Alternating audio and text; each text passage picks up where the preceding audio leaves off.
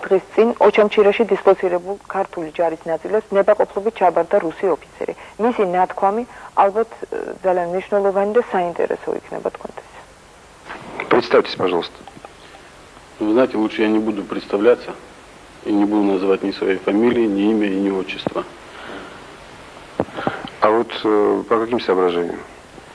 Строго в целях личной безопасности и безопасности своей семьи. Все-таки я женат, у меня жена и 2 детей.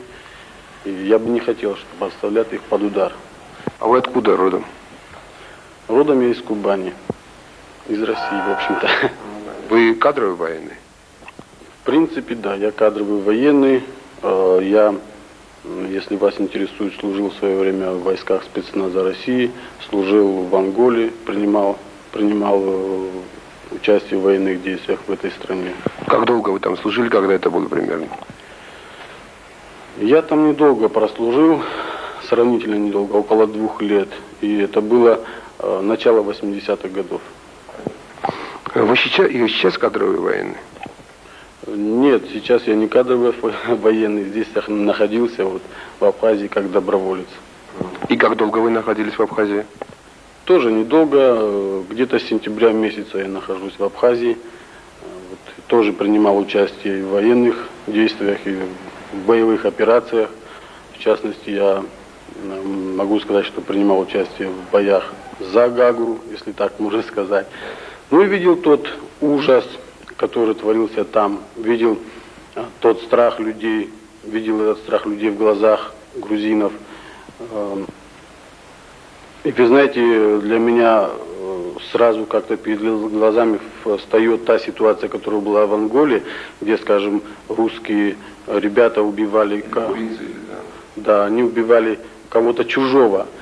Вот. А тут совсем другая ситуация. Тут я видел, как русские ребята, в общем-то, с поддержкой или наоборот абхазцы с поддержкой русских убивают, в принципе, своих, тех, с которыми всегда жили нормально, жили вместе и дружно жили. Вы знаете, мы к гагринским событиям обязательно еще вернемся. Я просто хочу докончить вот эту мысль.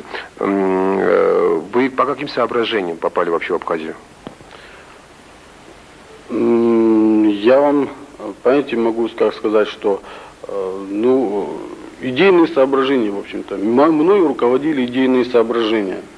Я как-то вот под, может быть, прессом информации той, которая шла, думал, что абхазский народ находится в очень угнетенном положении, что действительно идет порабощение этого народа, и, в принципе, как говорили, геноцид этого народа.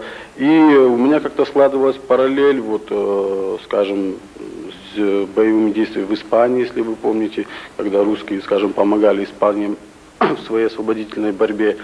Ну и вот эти соображения меня привели сюда, в Абхазию. Хотел, так сказать, помочь им. Вот. Но вот, побыв здесь, повоевав, пообщавшись с теми и с другими, и вообще с теми, кто там воюет, я понял, что вот тут несколько иная картина, нежели та, которую я себе представлял вот, в свое время. Я вам должен сказать, что тут скорее превалируют интересы России, впрочем, не всей России, а российских самодержцев.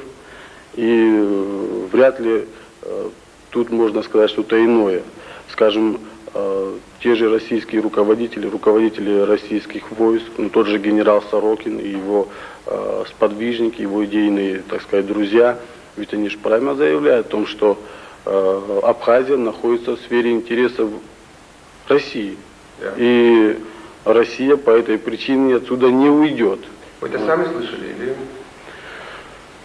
Конкретно лично я этого не слышал, но об этом говорили мои друзья, мои, так сказать, соратники, да. Вот вы скажите насчет гагринских событий. Это очень важная тема для нас, вы сами понимаете, потому что там это был очень такой тяжелый удар для нас, потеря Гагр. Вы участвовали в этих боях. Вы сейчас говорили насчет того, что там вы видели много жестокостей, даже таких, которые вы сами вот в Анголе не наблюдали. Помимо этого, когда вы перешли, скажем так, когда вы сами добровольно сдались грузинским войскам, при вас нашли кассету, где вот как раз заснято, это 5 октября, заснято гагринские события. Что происходило в те дни на улицах Гагры. Вот как вы это прокомментируете? Как к вам попала эта кассета? И вообще-то, как вы прокомментируете всю эту гагринскую эпопею? Ну, что касается того, как ко мне попала эта кассета, давайте это лучше оставим, потому что, ну, скажем, это мой личный секрет. Я сотрудник спецназа, я знаю, как это делать. Вот, что касается, значит, моего впечатления или моего комментария о том, что происходило в Гаграх, единственное, что я могу сказать, что это был ужас. Это был ужас, который, я еще раз хочу подчеркнуть, невозможно описать просто словами. Это просто нужно увидеть. Это нужно увидеть, это нужно прочувствовать.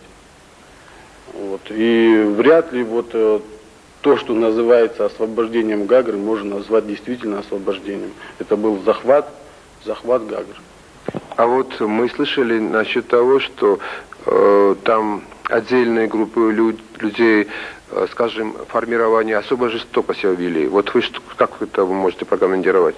Была жестокость, была и особая жестокость. Но знаете, меня что удивило? Меня удивило, и не только, в принципе, меня, это удивило многих русских ребят, да и, скажем, боевиков той же конфедерации, удивила жестокость абхазцев.